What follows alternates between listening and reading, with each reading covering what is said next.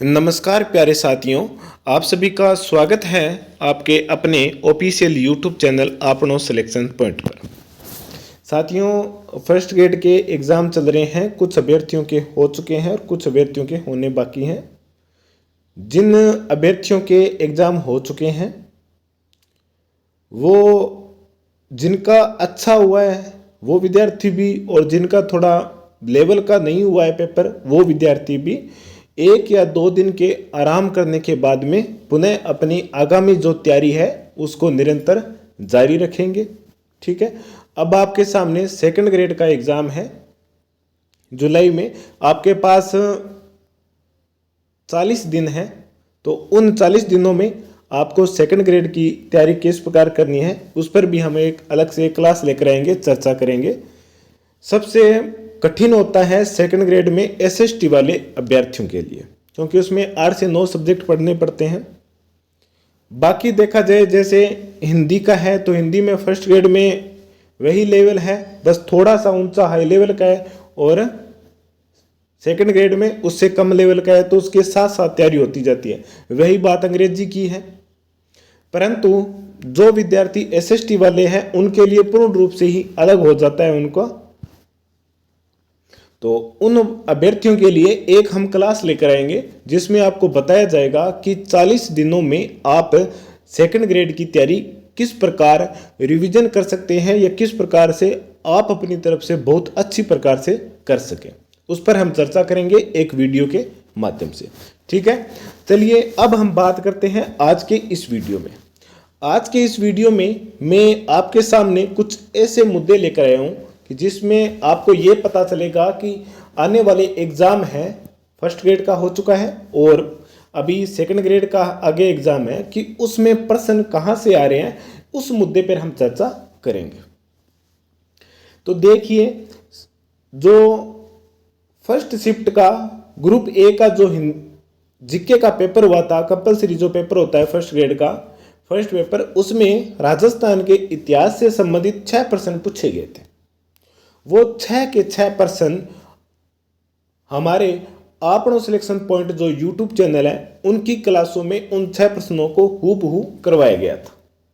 अब मैं ये नहीं कह रहा हूं कि वो हमारी क्लासों से आए हैं, नहीं, मैं ये बताना चाहता हूं आपको कि वो जो प्रश्न है वो इन किताबों से आए हैं। इन किताबों को आप ज़्यादा महत्व दीजिए।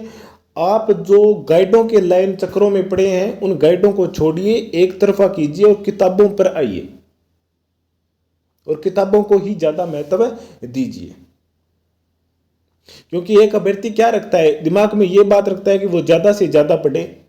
ज़्यादा से ज़्यादा नहीं पढ़ना है आपको, ज़्यादा से ज़्यादा केवल चीज़ समझनी है। जो क्या समझा चाहता है, जो भी पॉइंट हो उसको आपको ध्यान में रखना है, और वो समझ सिर्फ हमें आरबीएससी की किताबें या एनसीईआरटी की किताबें या हिंदी ग्रंथ अकादमी की जो बुक है उन पर ही निर्भर रहेंगे, तभी वो चीज़ हमारे समझ में आएगी।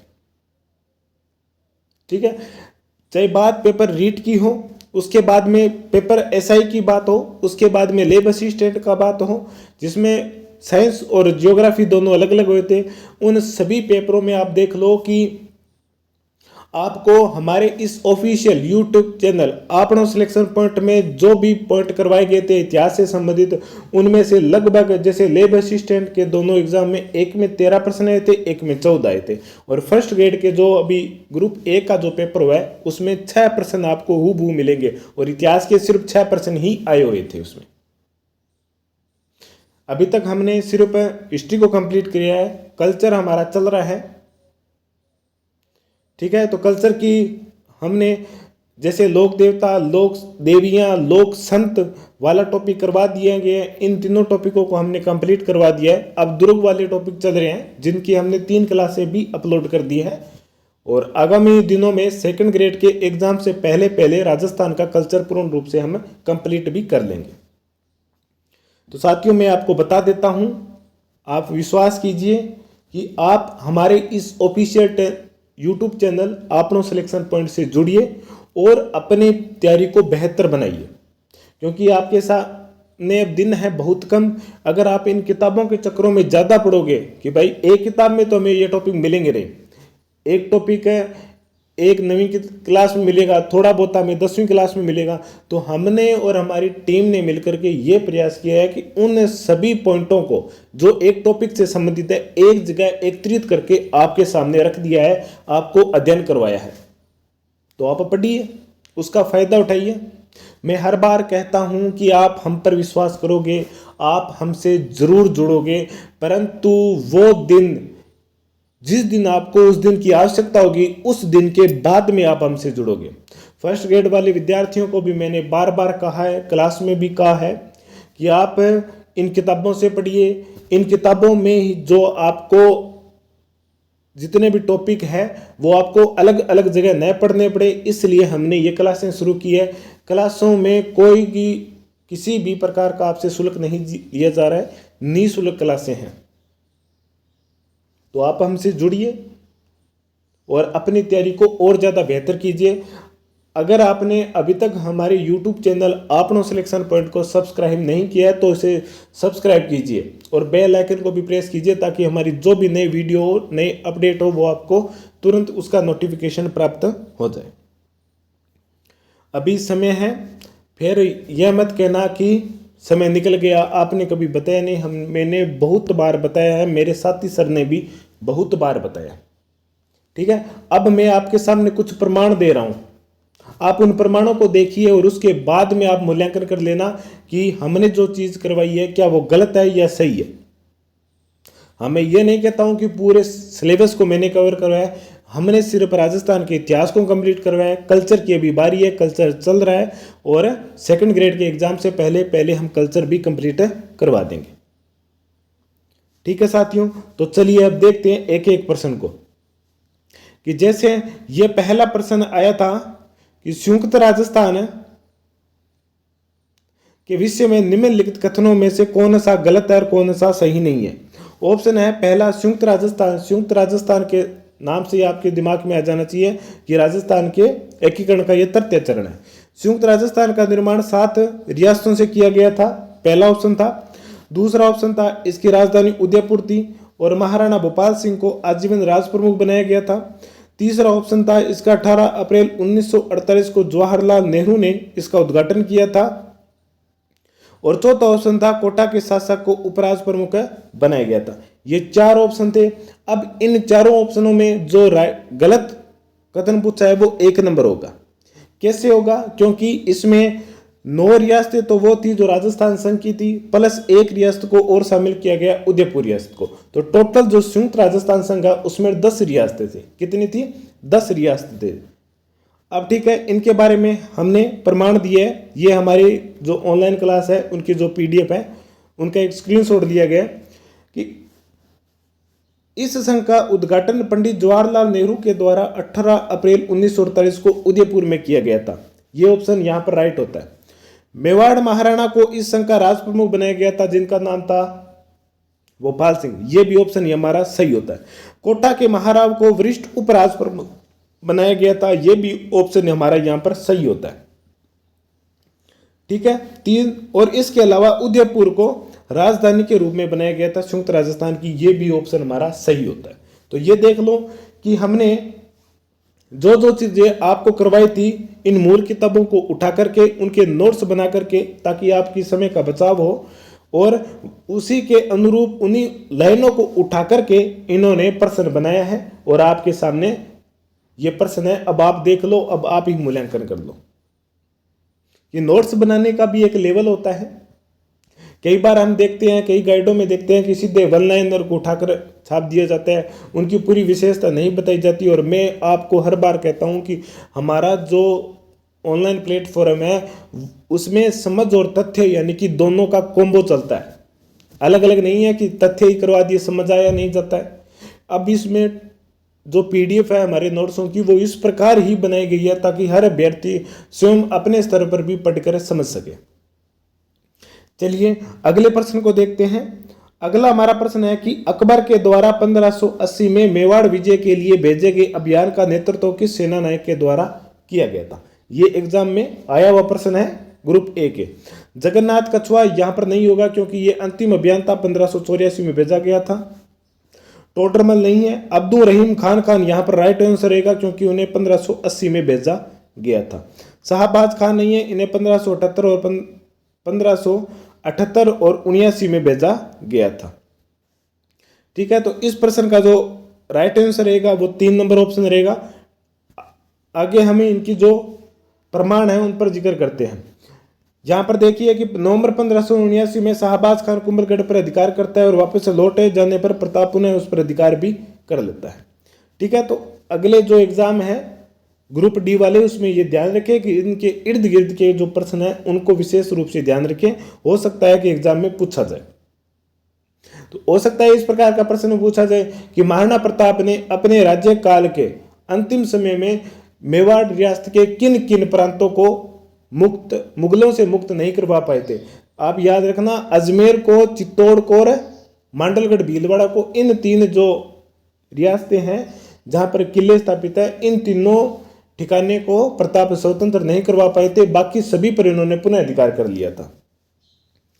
चुलिया गांव भामाशाह तथा भाई ताराचंद प्रताप को 25 लाख रुपए का ये छोड़ दो। हमारी बात यह थी कि 1580 में अकबर ने अब्दुल रहीम खान के नेतृत्व में प्रताप के विरुद्ध सेना भेजी थी, परंतु सफलता प्राप्त नहीं हुई थी। और प्रश्न यही पूछा गया है कि 1580 में अकबर के द्वारा महाराणा प्रताप के विरुद्ध अभियान भेजा गया था, उसका नेतृत्व किसने किया था। तो ऑप्शन यहाँ पर जो 3 नंबर राइट रहेगा। और ये भी देख लो कि ये भी प्रश्न कहाँ से आया हुआ है, हमारे नोट्सों से ये प्रश्न आपको मिलता है, या जो मूल किताबें हैं आरबीएससी एनसीईआरटी की किताबें, उनमें से आपको ये प्रश्न देखने को मिलता है। ठीक है साथियों, चलिए अगले प्रश्न को देखते हैं हम। अगला हमारा प्रश्न है कि रघुवर दयाल गोयल किस प्रजामंडल से संबंधित है। रघुवर दयाल गोयल का संबंध किस रियासत से है।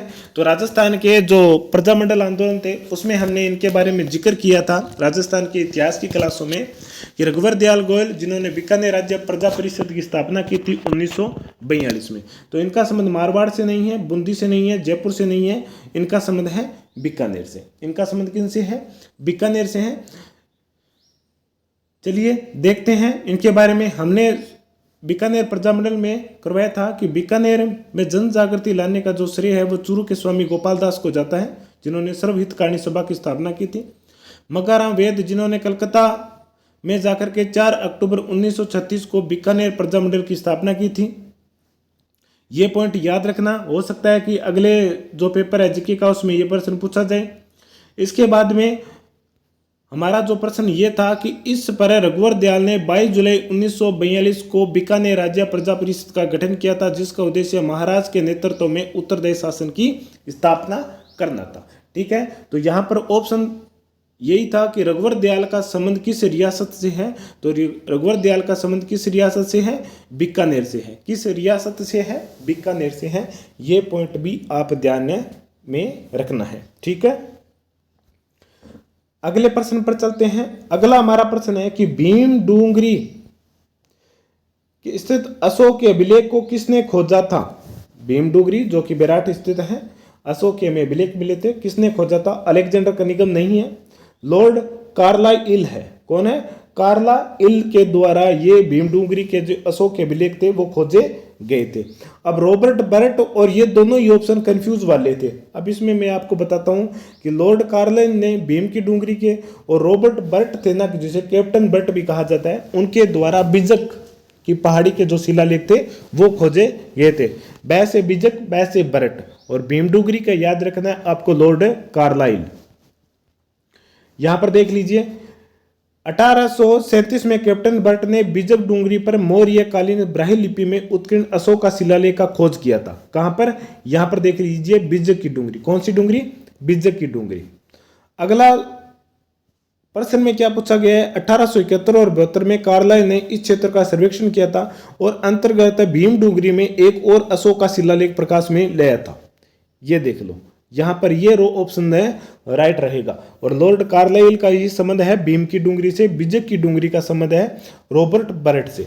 इसके अलावा 1936 में दयाराम साहनी ने बिजक की डूंगरी पर उत्खनन किया था, जिसके दौरान मौर्यकालीन स्तंभ, बौद्ध मंदिर और बौद्ध विहार के अवशेष भी खोजे गए। तो दयाराम साहनी ने भी विराट की जो पहाड़ियां है वहां पर उत्खनन कार्य किया था।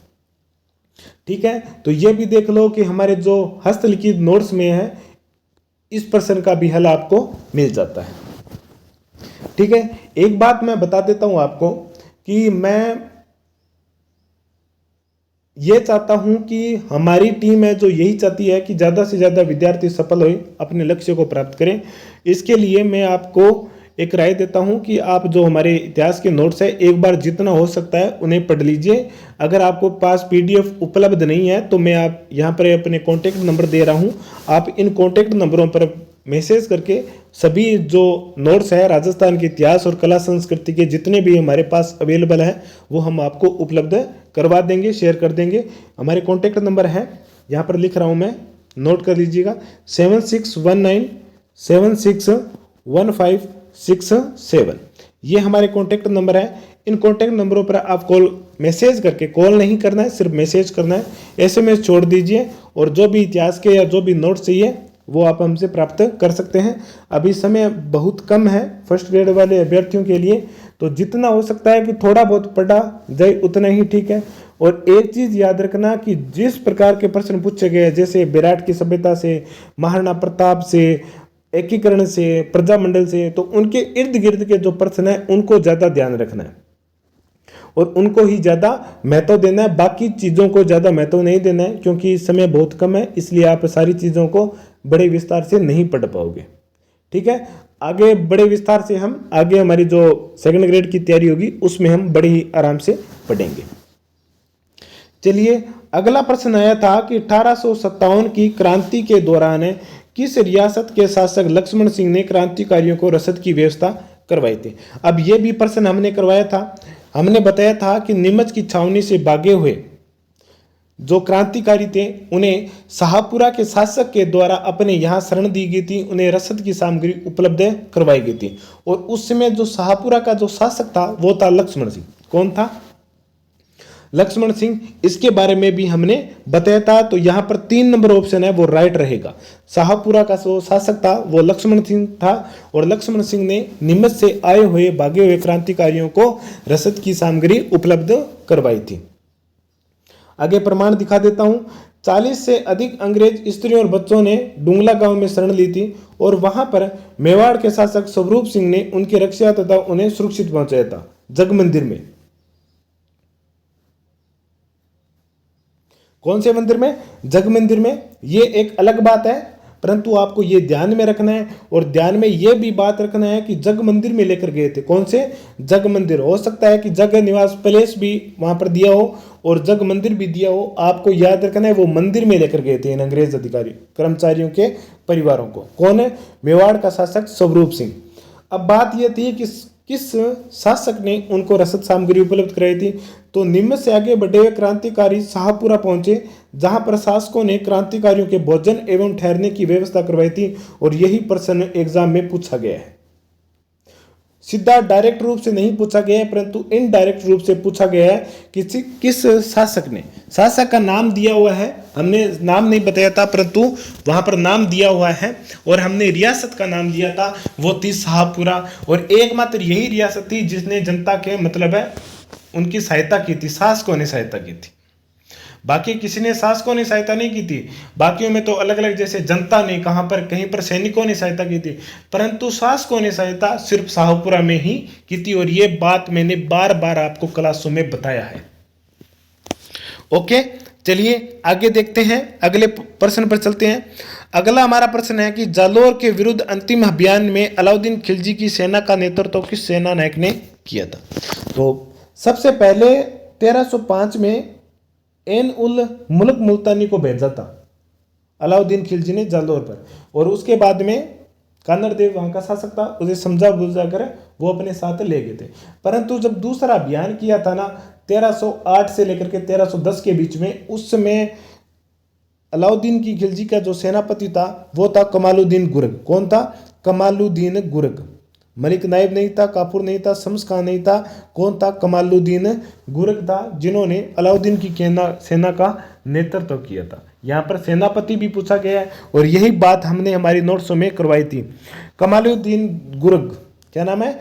कमालुद्दीन गुरग ने इस किले का प्रतिनिधि बनाया गया था और इसी ने ही अलाउद्दीन खिलजी की जो सेना थी उनका नेतृत्व भी किया था, वही मेन सेनापति था। ठीक है, चलिए अगले प्रश्न हो गया है। यहाँ पर हमारी 6 प्रश्न कंप्लीट है।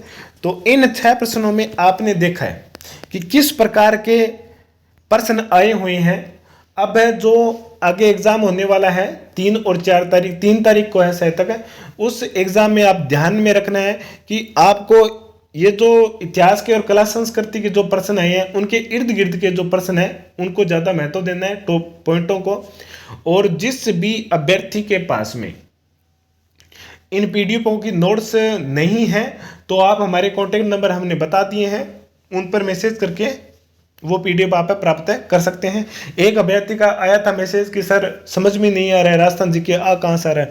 अगर आपने इतना ज़्यादा विस्तार से पढ़ा होगा तब आपकी समझ में कहाँ आएगा, आपने बहुत ज़्यादा लेवल में तैयारी कर ली। और मैं आपको कह करके थक गया हूँ कि आप मूल किताबें पढ़े, मूल किताबें पढ़े, मूल किताबें, हर बार मैं यही कहता हूँ और आप हर बार वही गलती दोहराते हो, तो ऐसे कैसे चलेगा। मैंने अपने नोट्सों में जो क्लासें करवाई है उसमें इन किताबों में से एक एक पॉइंट को लिखा है, कोई भी पॉइंट मैंने पीछे नहीं छोड़ा है, कक्षा 6 से 12 तक की। और जब मुझे यह लगा कि इन पॉइंटों के बाहर भी कोई प्रश्न पूछा जा सकता है, इसलिए मैंने आपके सामने हिंदी गणित अकादमी की जो किताबें थी वो भी साथ में ली है।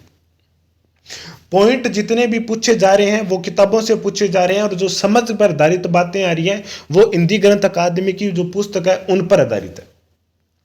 मैं इन दोनों को साथ में लेकर यूं चल रहा हूं क्योंकि मैंने जो पॉइंट बताने थे वो मैं आपको किताबों से बता रहा हूं, और जो समझ है जो मैं आपको समझा रहा हूं वो हिंदी गणित अकादमी की बुकों को मैंने पढ़ने के बाद में ही वो इतनी अच्छी प्रकार से आपको समझा रहा हूं। तो आप हम पर बिलीव करिए, विश्वास कीजिए, हम आपको गलत रास्ता नहीं दिखाएंगे। ये आपके भविष्य का सवाल है, तो हम कौन होते हैं आपके भविष्य को खराब करने वाले। आप स्वयं ही जा रहे हो कि आपको जहां पर भौतिक सुख सुविधा जहां पर ज्यादा मिल रही है आप उसी की तरफ भाग रहे हो।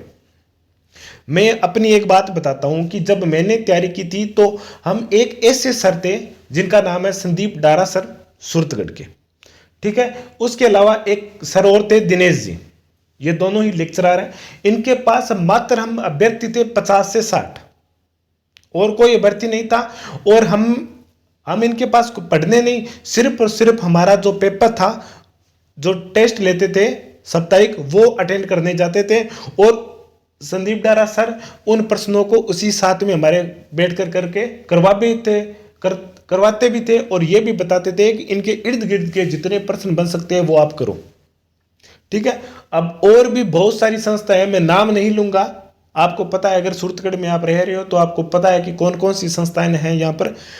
हम उनके पीछे गए ही नहीं, और उन संस्थानों में हजारों अभ्यर्थी हैं, लेकिन हमने कौन सा रास्ता अपनाया था, उन 50 वालों में जहां पर भीड़ कम थी।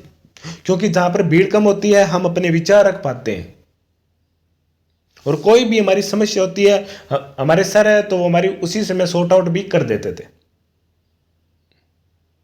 उन 50 अभ्यर्थियों में से हम 15 से 20 जने ऐसे थे जिन्होंने सेकंड ग्रेड के एग्जाम में अंतिम रूप से चयन प्राप्त किया था। 2022 वाली भर्ती की मैं बात कर रहा हूं, जिसका रिजल्ट जिनकी ज्वाइनिंग जनवरी 2024 में दी गई थी, मैं उनकी उस रिजल्ट की बात कर रहा हूं। उसमें हम 15 से 20 अभ्यर्थी, 50 अभ्यर्थी थे मात्र ऑफलाइन में, और 50 से भी शायद कम थे। एक ही बड़ा सा हॉल था, हम उसी में बैठते थे, टेबल लगे हुए थे, हम उसी में बैठते थे। अब उन अभ्यर्थियों में से 20 से 25 अभ्यर्थी ऐसे थे वो जो सेकंड ग्रेड के एग्जाम में सफल हुए थे। अब आप देख लो कि आपको भीड़ की तरफ भागना है या ऐसे स्थान पर जो आपको सही रास्ता दिखाता हो। जिंदगी आपकी है, विचार आप सभी के सुनना है, परंतु फॉलो किन बातों को करना है जो सही है और गलत है। आप कंपैरिजन कीजिए कि कौन सी बातें सही है, कौन सी जो एक्यूरेसी है वो सबसे ज्यादा निकल रही है, आप उसी को मानते हुए आगे बढ़े, ठीक है। ज्यादा मैं आपको कहूंगा नहीं। और जो आगे एग्जाम होने वाले हैं अभ्यर्थी, उनके लिए बेस्ट ऑफ लक। घबराना नहीं है, जितना हो सकता है अपने फ्री मन से तैयारी करें। हम आपके साथ हैं, हमारी दुआएं आपके साथ हैं, हमारी शुभकामनाएं आपके साथ हैं, ठीक है, आप एग्जाम दीजिए, बहुत सच्चे मन से देना है और आराम से धैर्य से देना है। उसके बाद में हम हमारी आगामी तैयारी पर हम चर्चा करेंगे, उसकी एक अलग क्लास लेकर भी आएंगे। ठीक है साथियों, मिलते हैं अगले नेक्स्ट वीडियो में। जय हिंद, जय भारत।